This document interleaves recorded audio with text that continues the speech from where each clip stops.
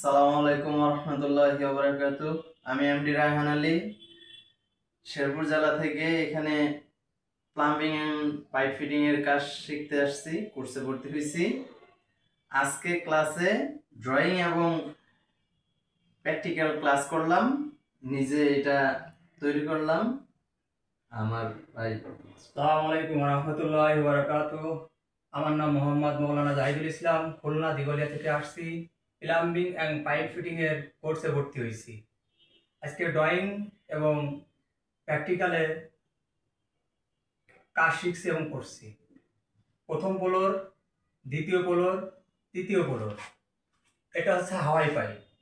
হাওয়াই পাইপের কাজ হচ্ছে যে আমরা যখন টাঙ্কিতে পানি শেষ হয়ে যায়, তখন অনেক সময় ট্যাপ সাইডে পানি সে আপনার আস্তে আস্তে আসে, ছিঁড়ে ছিঁড়ে আসে। এই কারণে এই যে হাওয়াই পাইপ লাগানো হয়েছে।